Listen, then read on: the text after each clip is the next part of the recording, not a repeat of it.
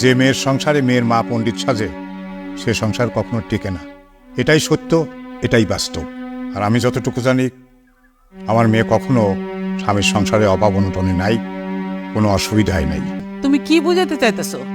মেয়ের সংসারে মা পণ্ডিত মানে মা কি পণ্ডিতি করতে গেছে? খবরদার, তুমি আমাদের মা মেরে নিয়ে কোনো আজে বাজে কথা বলবা না। বুঝতে পারছি আপনার কথা। কাজী সাহেব, আপনি আপনার কাজ শুরু করেন।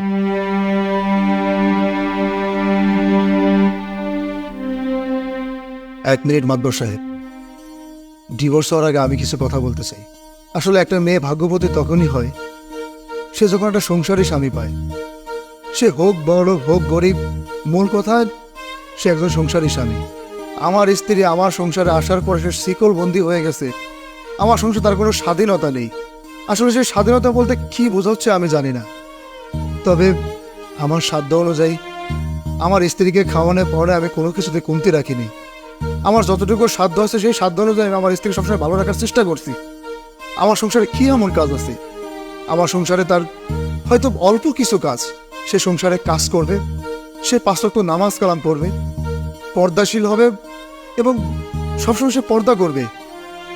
আর এটাই যদি তার কাছে বোঝা মনে হয়, এটাই যদি তার কাছে একটা জেলখানা মনে হয়, শিকল বন্দি মনে হয়, তাহলে সে যেহেতু আমার কাছে ডিভোর্স আসছে, আপনারা ডিভোর্সের ব্যবস্থা করেন, এতে আমার কোনো আপত্তি নেই। আচ্ছা কাজী সাহেব, তাহলে ডিভোর্সের ব্যবস্থা করেই ফেলেন।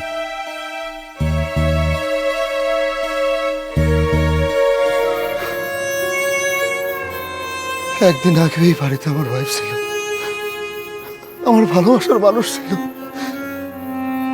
এইখানে বসে কথা বলছি, ওইখানে দাঁড়ায় কথা বলছি, এইখানে আমরা কথা বলছি। কত মায়া মমতা ভালোবাসা, কত স্নেহ। আর এখন এখন মানুষটা নাই। এখন এই বাড়িতে আমি ছাড়া আর কেউ নাই। একটা একটা মরুভূমির বাড়ির মতো মনে হচ্ছে। আমার আমার ভালোবাসার মানুষ, আমার ভালোবাসার মানুষ এখন আর এই বাড়িতে নাই। ও কেমনে পারলো আমার ডিভোর্স করে চলে যেতে? আমি ওর সাথে কি এমন ব্যবহার করছি? ও আমার ডিভোর্স করে এই বাড়ি থেকে চলে গেল।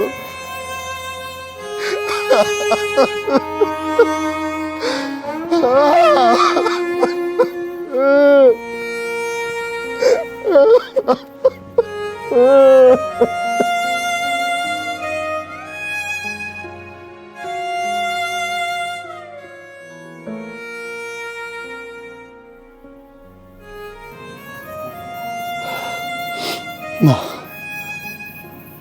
এইভাবে আমার ভেঙে পড়লে তো হবে না। যে মানুষটা আমার সংসার করবে না চলে গেছে, সেই মানুষটার জন্য শুধু শুধু আমি কেন এত কষ্ট করতেছি? আমার তো কষ্ট করার কোনো প্রয়োজন নাই। আমি কেন তার জন্য মায়া করতেছি? তার মায়ায় পড়ে তো আমার কোনো লাভ নাই। ও যেহেতু আমার চায় না, আমার এই সংসার চায় না, তাকে আমার চাওয়ার কোনো মানেই হয় না। ও অনেক অনেক মিথ্যা কথা বলছে আমাকে নিয়ে, অনেক মিথ্যা কথা বলছে আমাকে নিয়ে। লোকজনের কাছে প্রতিনিয়ত সবসময় আমাকে ছোট করছে। আমি তোর কথা চিন্তা করবো না। আমি আমার মতো বাঁচতে চাই। আমি নতুন করে বাঁচতে চাই। আমি আমার নতুন করে বাঁচতে চাই। আমি ওরা ভুলে গেছি। দরকার নাই ওর মতো মানুষ রে, দরকার নাই।